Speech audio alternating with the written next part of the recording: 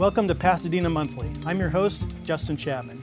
This month marks 4 years that this show has been on the air, and we haven't missed a month yet. Thank you so much for watching.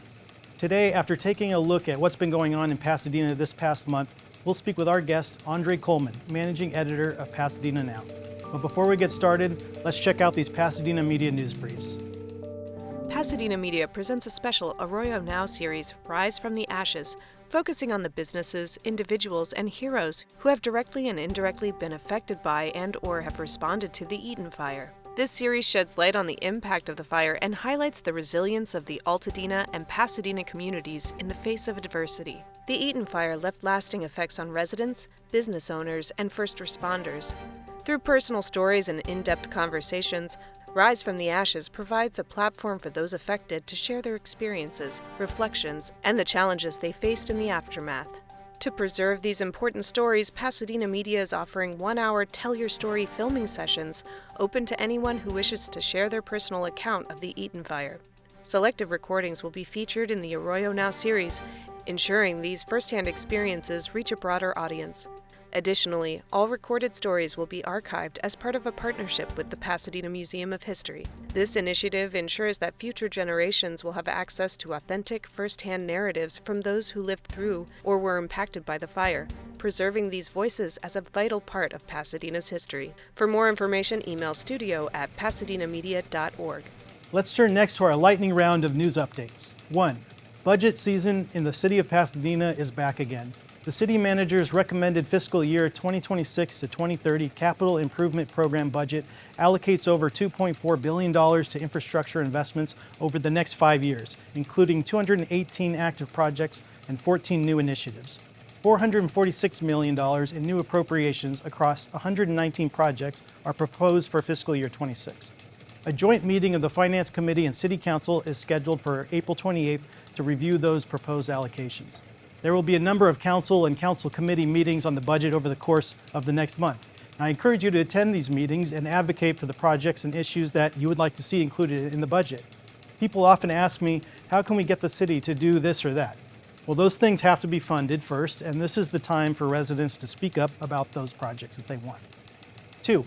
Southern California Edison confirmed that it plans to underground 40 miles of electrical lines in high-risk fire areas in Altadena, as well as another 23 miles outside of high-risk areas. An additional 19 miles of lines are being evaluated for undergrounding. 2 miles are already under construction and are expected to be completed in the coming months.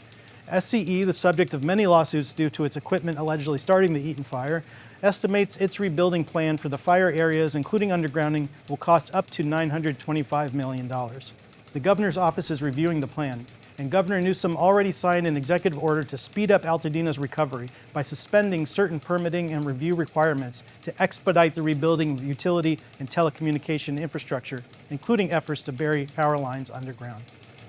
3. The LA County Public Health Department released the preliminary results of soil sample tests from 413 properties inside and adjacent to the Eaton Fire burn zone, which showed elevated lead levels in properties south of the burn zone.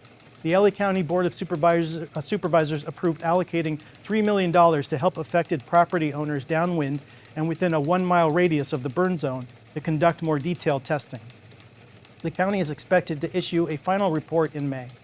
In response, the Pasadena Unified School District will conduct independent soil testing at all campuses. And the Pasadena Public Health Department released a list of guidelines and safety measures residents can take to protect themselves from lead exposure. And I highly encourage you to read and follow those guidelines and to go get a free blood lead test as soon as possible. 4. LA County issued the first permit to rebuild a home lost in the Eaton Fire. The permit was issued to Habitat for Humanity, which built the 3-bedroom, 1,100 square foot house on North Olive Avenue and will help rebuild it like for like. The Army Corps of Engineers said they expect that debris removal will be completed for the majority of Altadena properties by late summer or early fall. As part of that ongoing process, the Army Corps is utilizing a 12-acre section of the Altadena Golf Course as a temporary debris staging and reduction site for 10 months, much to the chagrin of nearby residents, though the materials being processed there include clean concrete, metals, and vegetative debris, not ash, contaminated soil, asbestos-containing materials, municipal solid waste, tires, or electronic waste. 5. This year, on the 4th of July, the Rose Bowl will host a drone show instead of a fireworks show due to concerns about air quality. Looking forward, the City of Pasadena, the Rose Bowl Operating Company, and LA 28 signed an agreement for the Rose Bowl to host Olympic soccer at the 2028 Olympic and Paralympic Games, including the semifinal and final matches for men and women. As viewers will recall, the Rose Bowl CEO first broke that news right here on Pasadena Monthly about a year ago. The Rose Bowl previously hosted track cycling in the 1932 Olympic Games and soccer in the 1984 Games. Officials are already planning for transportation, public safety, energy, and tourism issues, and will be watching when the Rose Bowl hosts several FIFA Club World Cup games in June. Pasadena City Council approved a modified conditional use permit for the Western Justice Center, allowing the organization to continue to host events such as weddings at the historic Maxwell House, which it manages on behalf of the city, but with strict limitations because of quality of life concerns by the building's immediate neighbors. Following months of negotiations and several city meetings on the issue, the council reduced the number of permitted events per year from 21 to 18, with the potential to increase after a 6-month review period, imposed earlier ending times for events, and required the establishment of a clear complaint process with daytime and nighttime contact information for residents. Without the revenue from these events, the Western Justice Center said they would be unlikely to be able to continue to manage the historic property for the city for much longer. 7, the city is asking community-based organizations to nominate people to fill 3 upcoming vacancies on the Community Police Oversight Commission. Applications must be submitted by 5:30 p.m. on Monday, May 12th, and must be endorsed by a community-based organization. Pasadena's new independent police auditor, Teresa Magula, will host a Spanish-language community meet and greet on May 6 at 5:30 p.m. at the Villa Park Community Center, 363 East Villa Street. Magula is a managing owner at OIR Group and a former special investigator with the LAPD's Office of Inspector General. And 2 Pasadena Police Department lieutenants, married couple Keith Gomez and Monica Cuellar, filed legal claims alleging discrimination, harassment, and inappropriate comments by the chief, and the city is reviewing the claims. Lieutenant Cuellar previously served as the chief's adjutant and the department's public information officer until January, when she returned to patrol. 8, Councilmember Madison held his latest District 6 town hall last night, which focused on fire prevention post-January 7th and featured presentations from Pasadena Fire, Police, Parks, which manages brush clearance in the Arroyo, the new executive director of the One Arroyo Foundation, Daniel Rossman, who was a guest on the show last month, and Old Pasadena Management District President and CEO Steve Mulheim. Also, join a group of residents this Sunday at 11 a.m. by the casting pond in the lower Arroyo for guided walks, a discussion about fire prevention, and an opportunity to help clean up trash and clear brush. 9, PUSD Board President Jennifer Hall Lee delivered her State of the Schools address, in which she detailed the district's response to the Eaton Fire and lead contamination in soil, highlighted an 88% graduation rate and a 70% technical education career pathways completion rate, the district's dual language immersion programs in 4 languages, the student-led think tank initiative, and more. She also addressed the district's financial challenges, including $12 million in reductions for the 2025 to 26 school year due to declining enrollment and rising costs. And 10, the Pasadena Playhouse has purchased its historic Spanish colonial revival building for $9.5 million, 55 years after losing the campus in bankruptcy in 1970. Danny Feldman, the Pasadena Playhouse's producing artistic director, who was a guest on this show, said the building, constructed in 1925, is, quote, finally back where it belongs, with the people who built it and believe in its future. Owning our historic campus unlocks endless possibilities for what Pasadena Playhouse can be in its second century, end quote. Let's welcome our guest, Andre Coleman, managing editor of Pasadena Now. Thanks so much for coming on the show. Justin, it's good to see you again, man. Good to see you. Good to have you back in the studio. Andre previously served as deputy editor of Pasadena Weekly, staff reporter at Pasadena Star News, and co-host of News Wrap here on Pasadena Media. He also wrote and directed the movie Milestone and the audio series Blackbirds, and wrote 2 books, A Liar's Tale and Blackbirds Volume 1. So Andre, so good to see you. It's good to see you, man. It's been too long. We've been through a lot the past few months, both obviously impacted by the Eaton Fire, lost our homes. Tell us your story. How are you doing? Are you rebuilding? What does your future and Altadena's future look like? You know what? They couldn't stop me from rebuilding. If I had to go up there with just a case of bricks and do it brick by brick, Yeah. Absolutely I would rebuild. I mean, as you know, my family moved out in 1969, and Colemans will continue to be there, or descendants of Colemans. But one way or another, we will have a home on that space. So it's just a matter of time at this point. How you doing emotionally and professionally? Has it impacted your job? The best thing I did was go back to work 3 days later. And I didn't want to go back to work 3 days later. But that was the best thing for me because I got tired of just kind of sitting around staring at the ceiling. I got tired of the anger. I got tired of the tears. And it just finally came down to staying off work does not rebuild the house. You know, I needed to do something. I needed to occupy my time. I needed to get some of that emotion out. So it was weird covering a story that this time directly impacted me. And as you and I both were trained, you don't do that kind of thing. But this time I said I was doing it. And so the city needed information, people in Altadena and people in Pasadena. It's my job to make sure they get that information, as it's yours. And we did that. And I think we did an exceptional job along with Pasadena Media, which I really think came into its own at that point. Yeah, absolutely.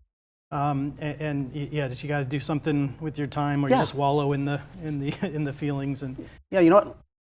Life goes forward, or it stops. And I don't want my life to stop. You know, I have the memories. The memories are not going away. I can put more pictures on the wall in the next house. But to just sit around and not do anything didn't feel healthy in an unhealthy situation. It was just making things worse. It took a good maybe month before I could lay down at night and not smell smoke. I mean, I was really in my head. A couple of times that maybe the smell of smoke was so strong that a couple of times, maybe about 2 a.m., I went outside and stared at the mountain in Fontana, looking for the fire that was headed towards us there. My sister finally told me, there is no fire, and that doesn't go away until you tell yourself, and you really know there is no fire. So I just finally got to, there is no fire. And that smell went away, but still it took some time to really kind of move forward from the event. And that was getting the plans done, preparing for the rebuild. Now all I see in this, it's still a sad event, but I see opportunity more than anything else. The opportunity now to build the house that I want to build, which will be a tribute to the former house. But when am I going to get to build a house in my lifetime? So I'm enjoying that part of it. And an opportunity for the town, too. We were both in Pasadena Media's special, Arroyo Now, Rise from the Ashes. And we talked about how Altadena won't be the same, but it'll still be a lot of the same people. And how do you see that shaping up in the coming months and years? You know, it's going to be what you make it. It's still going to be my hometown. I mean, people who lived there when my family moved there in '69 are gone. A lot of those people are gone. So whatever it is, I mean, I'm not trying to control that part of it. I mean, I know a lot of people are, you know, having these battles, save Altadena and rah, rah, rah. And nobody move. I'm not doing that part. I'm rebuilding my house. After that, whatever Altadena is, that's what Altadena is going to be, and I'll be part of it. So it's going to be fine for me because you're going to be there and I'm going to be there. And a lot of my neighbors are coming back. A lot of the people I'm close to and I love are coming back. So that's going to be a great thing. I was thinking, I really wish Kevin Uhrich was here to cover this fire. I mean, just what he would make of this story. God. I mean, former editor of Pasadena Weekly when we were both there. What did he mean to this town, and what was his legacy? Kevin Uhrich is the greatest newsman, not the greatest reporter. I'd give that to you, to be honest with you, at this point, with all the awards and all you've done. Kevin Uhrich was the greatest newsman I've ever met. And I mean, the exact idea in those old 30s movies of newsman. Caricature. Exactly. This probably would have been Kevin Urich's Pulitzer Prize winning moment. For sure. I would think. I would have definitely brought him back on board to work with Pasadena Now in this fire.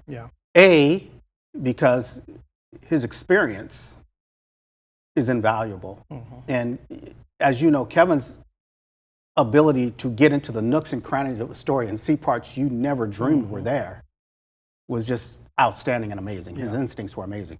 But B, I'd have to bring him back just so I don't get the phone calls to tell me how I'm blowing it every day, which I got all the time. Like, why don't you have this? Why don't you we're at different papers, and he's asking me why I'm not covering things. That's like hilarious. I was still the deputy editor. So I miss Kevin to to this day. And one of the things that made the fire so hard was I was still mourning the loss of Kevin. Yeah. And right around the time when I really felt like I was beginning to adjust to life without one of my best friends, I suffer another loss. And I'm gonna go back and correct myself a little bit because I was still grieving Kevin. I feel like you and I, we knew Kevin's condition long before it became public. Right. So I did a lot of grieving before Kevin, Right. a lot of mourning before Kevin died. And then after Kevin passed away, it was like a dump of grief. I was just dumped all the emotion and all the grief. I didn't get a chance to finish that before this happened. So I know Yeah, same. after this, I got some therapy hours coming for sure. But Yeah. that's how it goes. Yeah. Yeah, I mean, his take on this would have been, and also he can see the humanity in the story. He knows how to pull the human stories out of something was his that talent. otherwise numbers or statistics. That was his talent. You know. He doesn't care. He would care about the number of homes that were lost. Right. He would care about the number of acres that were lost. But it would be, get me somebody besides Justin or Andre who lost a home. Yeah. And then it would be, okay, Altona's 18% black. Let's tell that story. Okay, now give me a white family that lost a home. What did it feel like for them? Give me somebody who just moved into Altadena. Give me somebody who just left Altadena. He would get all of these elements that nobody else would think to get. And he would be all over the lack of evacuation warnings Oh my west of God. Lake and that whole aspect God. of it. You know, if Kevin were alive by now, whatever outlet he was at, if he were here, if he were at Pasadena Now, the Times, they would have gotten a phone call from the county asking him to stop. And we've both seen Kevin get those phone calls Yeah. because he just pushed us to keep going Yeah.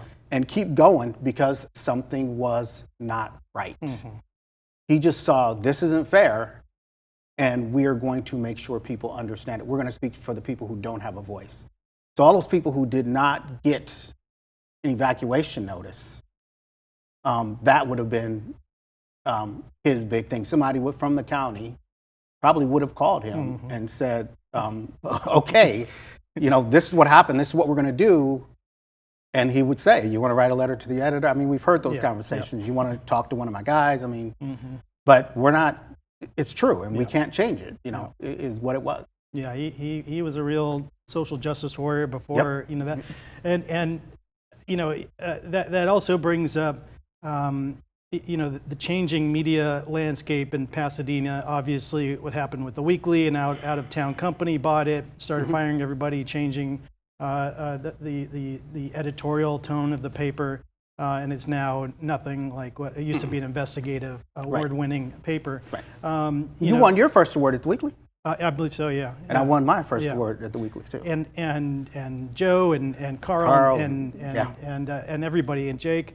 And now you have one Pasadena focused reporter at the Star News. You got Pasadena Now. There's a couple other smaller ones, Colorado Boulevard, the Outlook. I don't think the Independent does much anymore, maybe occasionally. What is it like now, and what does the future of the media landscape look like in Pasadena? It's grim right now, probably for everybody else.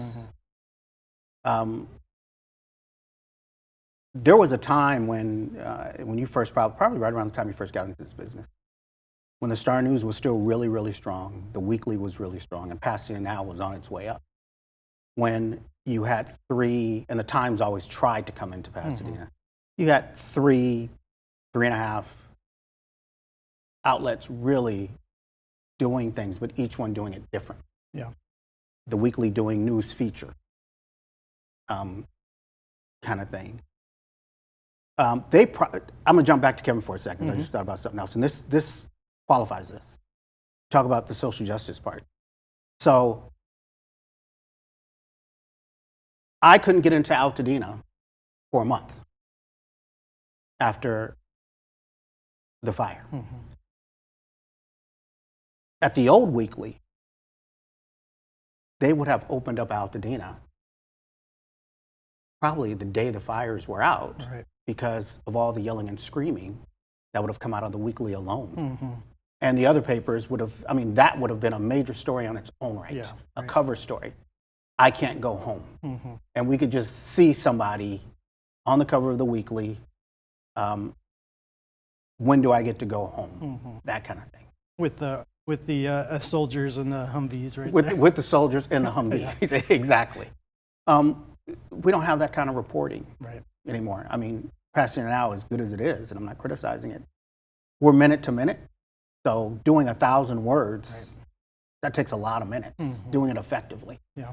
Every now and then I get to do it, which is great. But to do it how it needs to be done, like the weekly did it. Well, they had the whole week to. The whole week. I mean, they did break stories all the time. Oh, yeah, because you remember the attitude at the they had weekly. the No time, matter yeah. what was going on, it's ours on Thursday. Right. No matter how long everybody else has had it for a week, come Thursday, we're out reporting everybody, and then you've got to take it back from us after that. We don't have that kind of thing anymore, Right. but the city desperately needs it. Now, accidentally and on purpose, I don't pick up the weekly anymore at all because on purpose, when I was done, I was done. Right. But accidentally, when I came to Pasadena Now, COVID happened almost immediately. So even getting out to get it, A, became a little more challenging. Yeah. And B, minute to minute, I was figuring out how to cover a pandemic. So by the time that ended, I think you and I had a conversation one day when I went, I forgot There's also about the weekly. way fewer racks around, And fewer there's- places to pick it Yes, up. and exactly. In Altadena, that was Webster's, and Right. I'm not in Altadena right now. I'm in Fontana, so even then, I don't have a chance to pick up the Star News or the weekly. Star News has one reporter, and that's kind of been, over time, a rotating reporter. Somebody comes in, does it for a couple of years, Yeah. and then somebody else comes in. It takes time to get a foothold and develop the relationships to cover this town effectively. I really wish this was not kind of epidemic of every city, but a lot of cities are going through what we're going through on the media scene. Yeah. And now we need information more than ever. But there are less people doing this effectively every day, and I wish there were more. I really do wish there were more. Maybe we should create a Pasadena Press Club and start building up that community again. I would have no problem if we did that. Sit around, drink old fashions, and talk about how it should be, like we're thirsting out of the third or somebody, right? And talk about how it should be. What are a couple of the big stories right now in the city that Pasadena Now is covering? Well, I'm going to tell you this. Budget hearings are always a big story. And now I know, you working with your boss, you understand that probably a little bit better now. Budget hearings are always, the budget's the lifeblood of the city. Yeah. I know a lot of people probably look at all the numbers and they're thinking dollars and cents. But, there's always things to look at there. What does PWP get? Water and power. The city's always trying to reduce its homeless population. So you talk about the vouchers for housing and those kind of things. So, and now with the advent of the rental stabilization department, that's another thing to consider. So the budget, I think, is a big deal. There's stuff going on with the police chief, obviously, that has to be considered and looked at. The city council we used to be a city where a big issue came up every 4 months. Right. Now it seems like it's every month or every month and a half, there's a huge issue before the city council. Yeah. So those are the local issues that we would say Pasadena. But every national issue is a local issue in this town. Yeah. Immigration is a local issue. Yeah. All the funding, the funding freezes. Yeah. Overnight, this will be a local issue. The Pope just died. Pasadena has a big Catholic population. The Pope prayed for the victims of the fire. Again, all huge issues. So we could fill up a weekly, Pasadena Now, the Star News, every other outlet, and do your show tomorrow, and still not cover all of these stories because there aren't even enough reporters in town to cover all the stories. Things are falling through the cracks. That never be covered. One of the things I'm most proud about Pasadena Now, though, was when I got there, when I took the job, I sat down, I looked at it, and I looked at the weekly, and I looked at what the weekly used to be. And one of the things we always wanted the weekly to be was bigger. Mm-hmm. Well, I have unlimited space. But we always wanted to cover City Hall more effectively. So one of the things right off the bat, my very first thing was, okay, we're going to cover City Hall just to the bone, like every meeting, every agenda, everything. That got sidetracked immediately by COVID, but that was my first thought. Then my second thought was, we'll have a chance to perfect the plan. So by the time things opened virtually, we had perfected that plan. So I'm proud of our City Hall coverage to this day. I mean, the way we cover City Hall is amazing. Now, some of the people at City Hall may not be happy because they get more complaints, they get, more of that stuff because people are more engaged. More attention, yeah. I wish we could do more human interest feature stuff. I really wish we could do more of that. But even that, right now, there's a plan. I'm working on a plan, and that's coming. So we're always working to do better. And lastly, any projects you're working on, new books, new films, audio series? I'm working on a second film.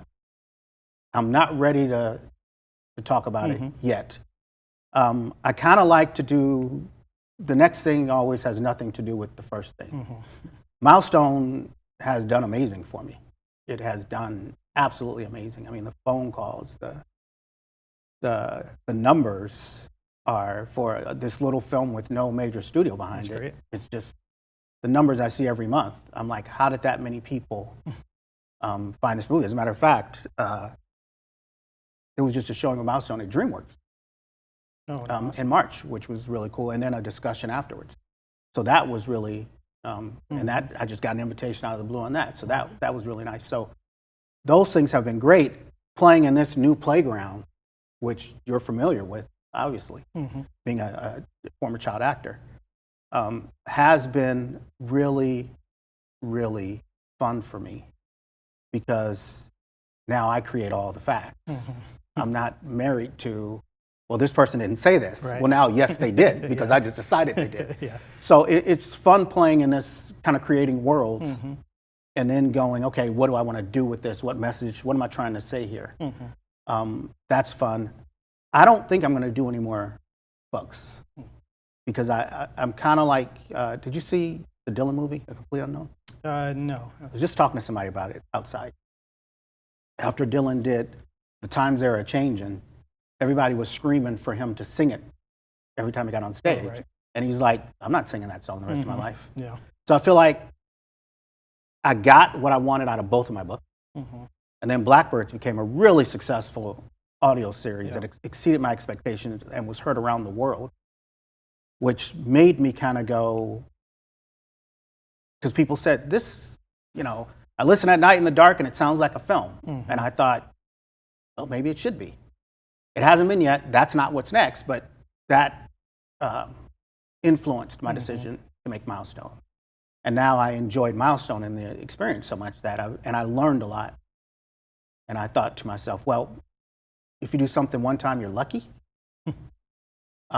Let's see what happens if I do it again. Right.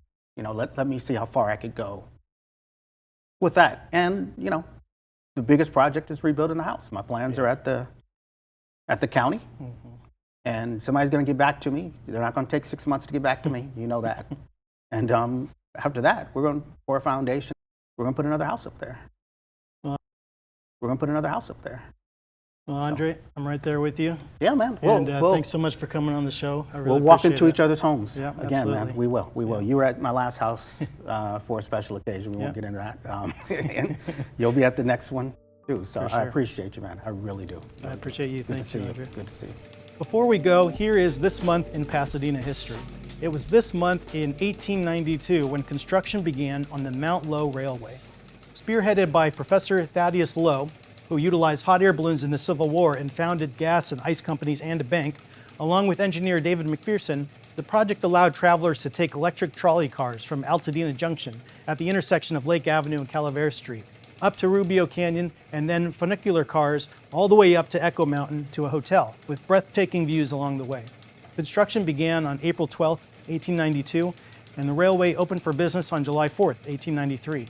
In 1895, the railway was expanded up to the base of Mount Lowe, where the Alpine Tavern was located. One writer said the trip was, quote, 4 appalling miles of alternating happiness and horror, ecstasy, and dread. Lowe eventually lost all his money in the endeavor and died broke in 1913. Henry Huntington's Pacific Electric Railway acquired the Mount Lowe Railway in 1902 until it closed in 1937, after the hotel, the tavern, and other structures had burned down. A quick note before we go. I'll be participating on a panel at LitFest in Medina on May 3rd at 4 p.m. at the Pasadena Presbyterian Church in the Playhouse Village, 585 East Colorado. The topic will be Pasadena as a Character. Come by and check it out. And thank you for joining me for this episode of Pasadena Monthly. Tune in every fourth Friday of the month at 5 p.m. Learn more at pasadenamedia.org and justindouglaschapman.com. Drop me a line at jchapman@cityofpasadena.net. We'll see you next time.